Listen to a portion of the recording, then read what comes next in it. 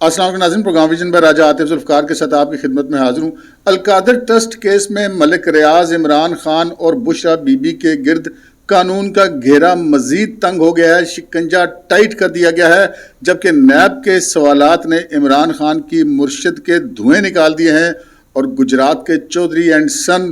ان کے لیے بھی آج کا دن بہت برا گزرا ہے۔ آل اور مال سارے فکس ہوتے ہوئے دکھائی دے رہے ہیں۔ یہ تمام تفصیلات آپ کے ساتھ شیئر کریں گے، مگر اس سے پہلے کہ اپنے پروگرام کو آگے بڑھائیں، آپ سے گزارش ہے کہ اگر ابھی تک آپ نے ہمارا چینل سبسکرائب نہیں کیا تو پلیز کر لیجئے، ساتھ ہی بیل آئیکن بھی دبا دیجئے تاکہ جو ہی ہمارا کوئی نیا پروگرام اپلوڈ ہوتا ہے تو اس کا نوٹیفیکیشن فوری طور پر آپ کو موصول ہو سکے۔ پروگرام کو باقاعدہ آغاز کرتے ہیں۔ جی آج جتنی بھی خبریں ہیں ساری کی ساری بڑی امپورٹنٹ ہے، اور ہر خبر ایسی خبر ہے جس کے بارے میں ہم کہہ سکتے ہیں کہ یار یہ خبر جو ہے یہ ان میں سے سب سے زیادہ امپورٹنٹ ہے۔ ایک تو ہم ذرا سٹارٹ کر لیتے ہیں۔ آج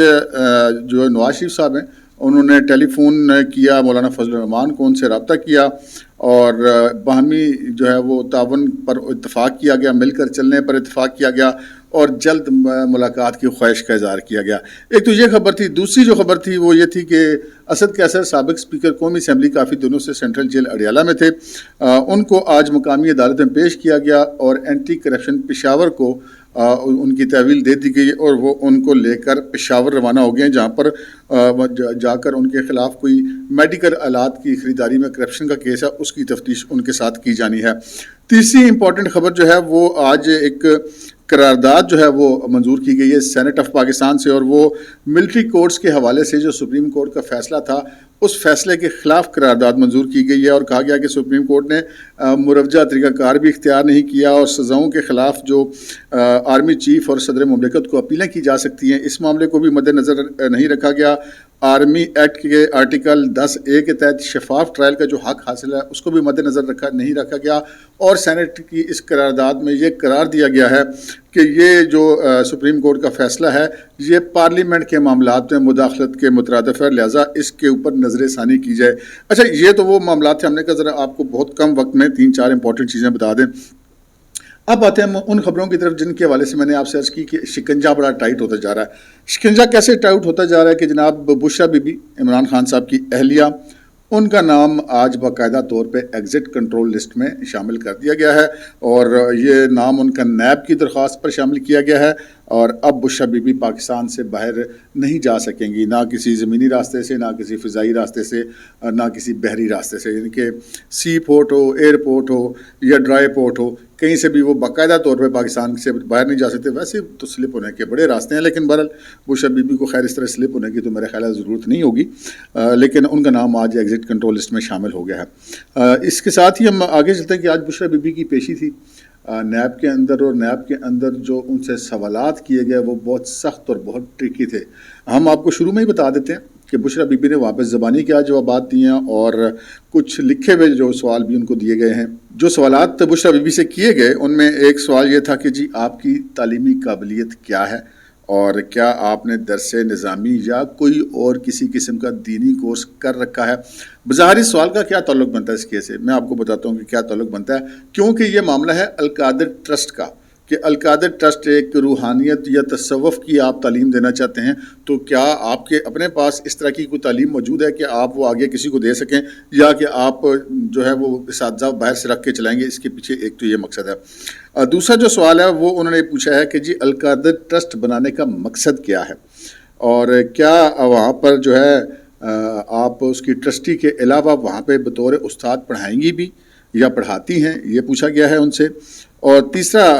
ان سے یہ سوال کیا گیا ہے کہ بطور ٹرسٹی آپ اس القادر ٹرسٹ سے کیا مراعات حاصل کرتی ہیں، یعنی کہ تنخواہ لیتی ہیں، کوئی فیسلٹیز لے رکھی ہیں اس ٹرسٹ کی آمدنی سے، آپ کیا لیتی ہیں مراعات کے طور پہ۔ اور پھر یہ ایک اور سوال ہے وہ بہت زیادہ امپورٹنٹ ہے، وہ یہ سوال ہے کہ القادر ٹرسٹ والا خیال کس کا تھا، یہ آئیڈیا کس کا تھا، اور جگہ کا تعین کس نے کیا تھا کہ جناب یہ ادھر ہی ہونی چاہیے، جناب راولپنڈی کے نواب میں اور جہلم کے ساتھ۔ تو پھر دوسرا انہوں نے یہ کہا کہ بطور ٹرسٹی آپ کی ذمہ داریاں کیا تھی. بشرا بی بی سے یہ بھی سوال کیا گیا. آج چونکہ وہ پیش ہوئی تھی نیب کے اندر, وہاں پر یہ تفتیشی افسر تھے, ایک اسسٹنٹ ڈائریکٹر, وہ ان سے سوالات کر رہے تھے. اگلے سوال میں یہ پوچھا گیا جی, بڑا ٹرکی سوال تھا یہ, کہ یہ جو القادر ٹرسٹ بنایا گیا, اس کے بنانے میں ملک ریاض اور بحریہ ٹاؤن کا کیا کردار ہے؟ اور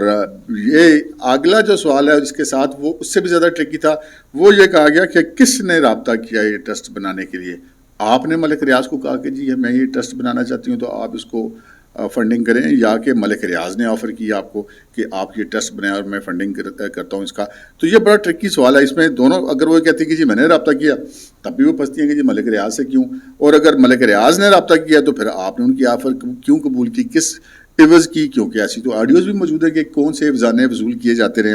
اچھا, پھر اگلا جو سوال تھا وہ اس سے بھی زیادہ خطرناک, وہ بھی بشرا بی بی کے لیے بڑا امپورٹنٹ تھا. اب وہ تھا جناب مسمات فرد شہزادی عرف فرا خان عرف فرا گوگی عرف گوگی. ان کے بارے میں بشرا بی بی سے یہ سوال کیا گیا کہ جو فرد شہزادی ہے آپ ان کو کتنا جانتی ہیں, اور ان کے مالی معاملات اور کردار کے حوالے سے کیا آپ مطمئن ہیں؟ یہ موٹے موٹے سوالات تھے جو ان سے کیے گئے ہیں. اب فرد شہزادی کے حوالے سے وہ کیا جواب دیتی ہیں, یہ بات کی بات ہے. میں آپ کو یہ بتا دیتا ہوں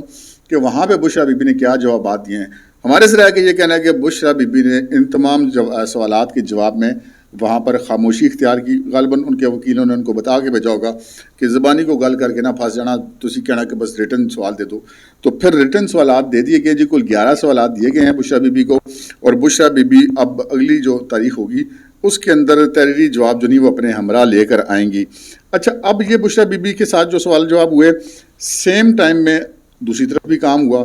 دوسری طرف کیسے کام ہوا کہ آج نیب کی ٹیم جو ہے اس نے عدالتوں سے اجازت لی, احتساب کورٹ سے ایک وارنٹ لیے, اور ایک جو آفیشیل سیکرٹ ایکٹ کی کورٹ سے اجازت لی, کیونکہ عمران خان اس وقت سینٹرل جیل اڈیالہ میں جو ہیں وہ آفیشیل سیکرٹ ایکٹ والے کیس کے اندر اسیر ہیں. سو اس عدالت کی وہ کسٹڈی میں ہے, تو لہٰذا ان سے تفتیش کرنے کے لیے یا ان سے گرفتاری ڈالنے کے لیے اس عدالت سے اجازت لینا ضرور تھا. اس لیے آفیشیل سیکرٹ ایکٹ والی جو کورٹ ہے اس کے جج ابو الحسنات ذوالقرنین سے بھی اجازت لی گئی, اور پھر نیب کورٹ سے وارنٹ گرفتاری لیا گیا, اور سینٹرل جیل اڈیالہ کے اندر جا کر عمران خان کو القادر ٹرسٹ کیس میں باقاعدہ اب گرفتار کر لیا گیا ہے. نہ صرف یہ کہ گرفتار کر لیا گیا ہے, بلکہ نیب کے تفتیشی افسر اسسٹنٹ ڈائریکٹر وقار الحسن نے القادر ٹرسٹ کے حوالے سے عمران خان سے مختلف سوال و جواب کیے ہیں, اور یہ بھی پتہ چلا کہ یہ جو تفتیش ان سے کی گئی ہے یہ تقریباً 1 گھنٹہ جاری رہی ہے. اب ہوگا کیا؟ ایک تو وہ جواب ہوں گے جو عمران خان صاحب نے زبانی دیے ہوں گے, ایک وہ جواب ہوں گے جو وہ سوال نامہ اگر ان کو کوئی دیا گیا ہے تو وہ لکھ کے دیے جائیں گے, پھر ایک وہ سوال ہوں گے جو بشرا بی بی سے زبانی کیے گئے ان کے جواب, پھر ایک وہ جواب جو بشرا بی بی کو سوال نامہ دیا گیا اس کے جواب. اچھا, یہ جو طریقہ کار ہوتا ہے اس سے استغاثہ ان ساری چیزوں کے بیچ میں جھول کو تلاش کرتا ہے کہ کہاں کہاں پہ جھول ہے, کہاں کہاں پہ ان کے بیانات آپس میں نہیں مل رہے, اور یہ سارا معاملہ جو ہے پھر آگے بڑھتا ہوا اب دکھائی دے رہا ہے. اور اس کیس کے اندر جو میں نے آپ کو تھمبنیل میں بھی دیکھا ہوگا کہ ملک ریاض, عمران خان اور بشرا بی بی تینوں رگڑے میں آ رہے ہیں. تینوں کیسے آ رہے ہیں؟ اس لیے کہ ملک ریاض کا نام اس کیس میں مین جو سامنے آ رہا ہے, کیونکہ وہ برطانیہ سے 190 ملین پاؤنڈ بھی تو جو آئے تھے وہ ملک ریاض نے منی لانڈرنگ کر کے باہر بھیجے تھے, جو وہاں پہ پکڑ کر حکومت پاکستان کے حوالے کیے گئے, اور پھر مبینہ طور پہ عمران خان صاحب نے اپنی کابینہ سے منظوری لے کے وہ پیسے ملک ریاض کے اکاؤنٹ میں سپریم کورٹ کے اندر جو نہیں ہے وہ وہاں پر ٹرانسفر کروا دیے, جبکہ وہ پیسہ حکومت پاکستان کا قومی خزانے میں جانا چاہیے تھا. اس کے بدلے میں پھر ظاہر سی بات ہے کہ القادر ٹرسٹ بھی بنا, پھر اس کی جو وہ زمین دی گئی, پھر اس کی تعمیرات کروائی گئیں, پھر اس کے کئی سالوں کے خرچے کا معاہدہ کیا گیا, پھر جو مبینہ طور پہ فرا گوگی کو 200-250 کنال زمین اسلام آباد میں بنی گالہ میں دی گئی, پھر جو مظہر شہزاد اکبر صاحب تھے ساری ڈیل کے بیچ میں جو تھے عمران خان صاحب کی کابینہ کے حصہ تھے, ان کو بھی ذرائع کے مطابق پیسے دیے گئے. تو یہ پھر آڈیوز بھی سامنے آ گئی جو فرا گوگی اور بشرا بی بی کے حوالے سے تھی, جس میں ملک ریاض صاحب کی صاحبزادی ملک ریاض صاحب کو یہ بتا رہی ہے کہ جی وہ فرا گوگی کہہ رہی ہے کہ جی 3 کیرٹ کے ہیرے والی انگوٹھی میرے لیے اور 5 کیرٹ کے ہیرے والی انگوٹھی جو ہے وہ بشرا بی بی کے لیے. اور پھر ماضی میں یہ چیزیں تو اب آن ریکارڈ ہیں کہ اس وقت کے D G I S I general Asim Munir نے جا کے عمران خان صاحب کو ایک فائل دی تھی کہ جناب یہ آپ کے گھر میں تحفے آ رہے ہیں ملک ریاض سے, یہ جیولری لی جا رہی ہے, سارا کچھ یہ کرپشن ہو رہی ہے, تو آپ اس معاملے پر نظر رکھیں. لیکن خان صاحب اس وقت ایک واہ کے گھوڑے پہ سوار تھے, تو وہ جو واس کے گھوڑے نے اب ان کو الٹ دیا ہے, اور اب یہ معاملہ جو ہے القادر ٹرسٹ والا، یہ عمران خان، بشرا بی بی اور خود ملک ریاض تینوں کے اب یہ گلے پڑتا ہوا دکھائی دے رہا۔ اگلی خبر کی طرف بڑھتے ہیں جناب۔ اگلی خبر جو ہے وہ ان سے بھی زیادہ ایک سخت کارروائی ہم کہہ سکتے ہیں، وہ ہے اسی پارٹی پاکستان تحریک انصاف کے صدر جناب چودھری پرویز الہی اور ان کے صاحبزادے چودھری مونس الہی کے حوالے سے احتساب عدالت ہے جناب۔ وہاں پر چونکہ بار بار ان کو طلب کیا جا رہا تھا مونس الہی صاحب کو، اور وہ آپ کے علم میں ہے کہ وہ پاکستان سے باہر ہیں اور موجن لوٹ رہے ہیں، ادھر کدھر اسپین تھے، کدھر انگلینڈ تھے، کبھی کدھر تو کبھی کدھر، کبھی جناب وہ بلوا کے گانا سن لیتے ہیں۔ وہ جو بالی ووڈ کی ایک معروف آئٹم ڈانسر گرل ہیں نورا فتحی، ان کو بھی بلا کے سنا، ان کو وہاں پہ بھی گانا وغیرہ انہوں نے سنا ہے، موجیں کر رہے ہیں جناب وہاں پر، اور جائیدادیں وغیرہ بھی اسپین میں بڑی سیٹنگ ہوئی ہے، پھر بیچ میں وہ انگلینڈ بھی پائے گئے۔ تو اب یہ پتہ چلا کہ جناب ایک تو آج عدالت نے بار بار طلبی کے باوجود پیش نہ ہونے پر چودھری مونس الہی کو اشتہاری قرار دے دیا باقاعدہ۔ یہ نہیں کہتے اشتہاری قرار دینے کی کارروائی شروع کرنا، نہیں، وہ کارروائی ہو چکی ہے، آج ان کو باقاعدہ